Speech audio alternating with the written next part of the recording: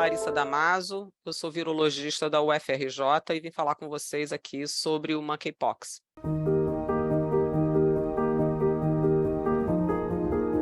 O vírus Monkeypox é um vírus da família Poxviridae, né, que é um parente do vírus da varíola e de outros vírus similares, mas tem uma taxa de letalidade muito menor, então ele é bem menos virulento do que o vírus da varíola.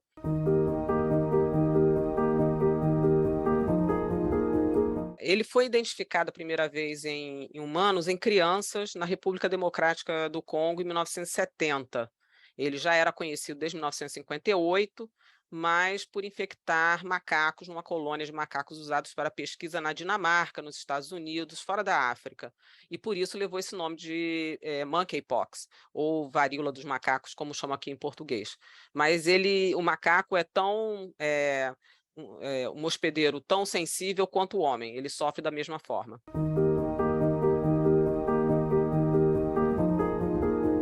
Para quem trabalha com poxvírus, como eu, há 30 e tantos anos, e acompanha o que está acontecendo, né, como vários pesquisadores no mundo, não é nenhuma surpresa o que está acontecendo, porque os casos vêm aumentando na África exponencialmente, principalmente nos últimos 5 anos.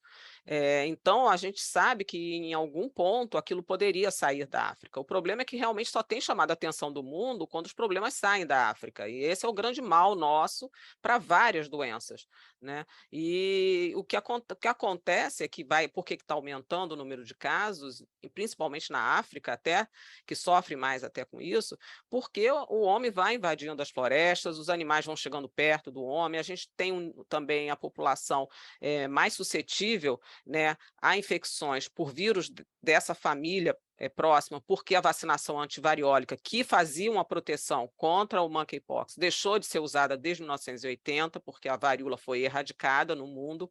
Então, são um conjunto de fatores que vem propiciando o aumento. E é claramente uma doença que foi negligenciada pelo mundo como um todo, né? E agora nós temos esses casos se espalhando fora da África e realmente chamando a atenção.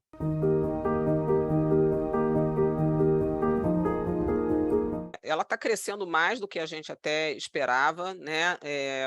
Provavelmente por uma falta de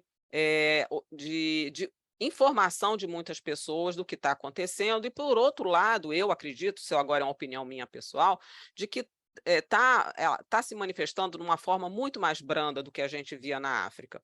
E a gente sabe que todas as doenças que são mais brandas e que as pessoas não se sentem tão mal com a doença, a pessoa anda, sai, continua fazendo suas atividades no dia a dia, e isso aumenta as chances, obviamente, dela transmitir, porque isso é uma doença de contato, contato com a pele, contato com as pústulas no corpo, as pústulas estão em menor número, é contato também, respiração face a face, muito próximo, com saliva, e se a pessoa está bem, não está se sentindo mal, ela vai saindo por aí. Então, há um conjunto de coisas que eu percebo que eu acho que isso está permitindo esse espalhamento.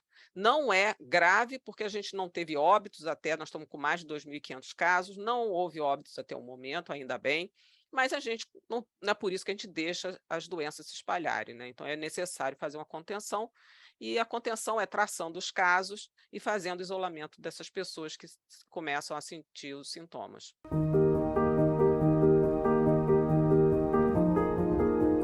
Os técnicos do Ministério da Saúde, com quem eu tenho um contato diário, estão fazendo um trabalho excelente, de uma dedicação impressionante.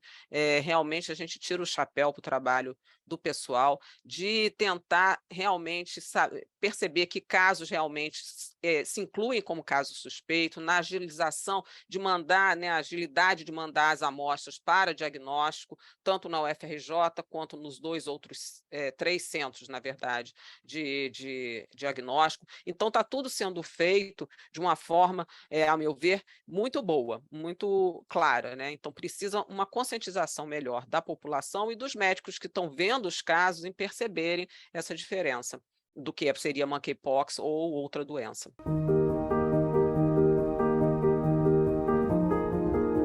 Os sintomas clássicos, que eu diria que é como a gente vê a apresentação na África, são de a pessoa faz uma febre, alta, faz linfadenopatia, que seria então os gânglios palpáveis, né, aqui principalmente submandibulares, cervicais, inguinais ou axilares, de um lado ou dos dois lados, e moleza, dor nas costas, e a partir daí a pessoa abre um quadro de fazer vesículas que se transformam em pústulas, e de pústulas elas secam em crostas, e todas essas fases da vesícula, das pústulas e as crostas, inclusive, elas contêm vírus. E aí, portanto, a pessoa precisa ficar em isolamento ainda durante a presença de crostas, para não transmitir. O que nós estamos vendo agora, nesse surto de 2022 fora da África, é um número menor de pústulas, muitas vezes concentradas na região genital. Às vezes as pessoas não fazem febre alta, não fazem, às vezes, linfadenopatia, né, que seriam os gânglios, ou quando fazem uma região única, inguinal, axilar, enfim. Então, assim, a manifestação tem sido muito mais branda e eu acho que a pessoa desconfia menos que tem alguma coisa. A o diagnóstico diferencial clássico é para varicela, catapora. Então, esse é o quadro clássico que tem que se fazer a diferença, porque é onde mais confunde, né? Mas há características clínicas que aí o infectologista pode falar com mais propriedade, mas que, em termos de formato das lesões e tudo mais, que se pode fazer a diferença. E outras doenças, como herpes, sífilis e outras doenças que podem causar também essas pústulas.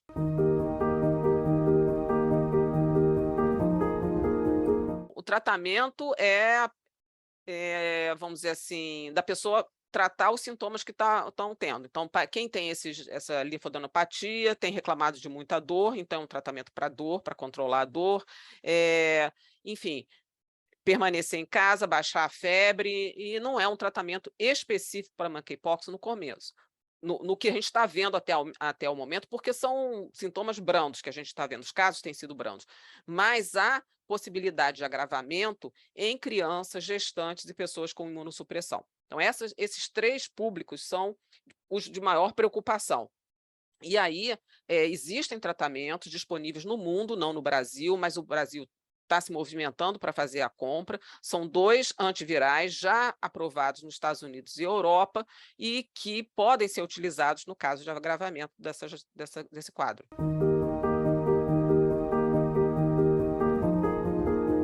A prevenção é ficar de olho nos seus próprios sintomas, se autoanalisar, principalmente se você veio do exterior, de algum desses países que está tendo um número maior de casos, que agora começou a ficar difícil, porque a gente já tem 39 países afetados, né?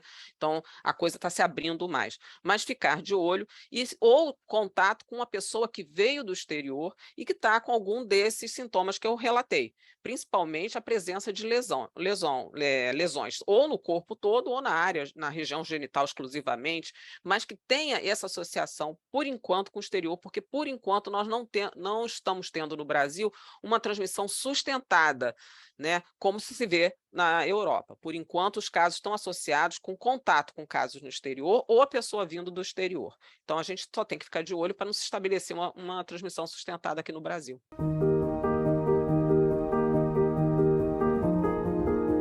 O monkeypox se apresenta em 2 subtipos, né, ou 2 cepas, que seria uma do centro da África e uma do oeste da África. A oeste da África tem uma taxa de letalidade menor, na África mesmo, é em torno de 1 a 3%, enquanto a do centro da África pode alcançar 10% de letalidade. Então, felizmente, se a gente pode dizer isso, o que está circulando é a do oeste da África, que é uma cepa bem mais branda, e ela tem sido bem mais branda, inclusive aqui nesse surto atual, talvez pelas condições de tratamento, enfim, das pessoas, porque a gente não teve óbitos até o momento, ainda bem. E a apresentação clínica realmente está bem mais branda, mesmo comparado à manifestação dessa cepa já menos branda na África.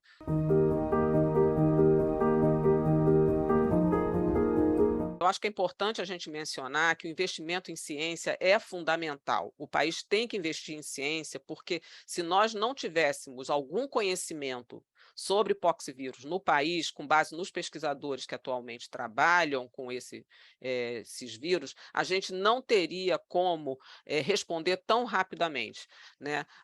É impossível um Ministério da Saúde conhecer todos os detalhes de todas as doenças. Ele precisa contar com os pesquisadores do país para dar esse suporte, faz parte da nossa obrigação. Mas a gente precisa de investimento para ter esse conhecimento. Então, assim, investir em ciência é fundamental. Eu acho que isso é importantíssimo que se perceba claramente pela população e principalmente pelo governo.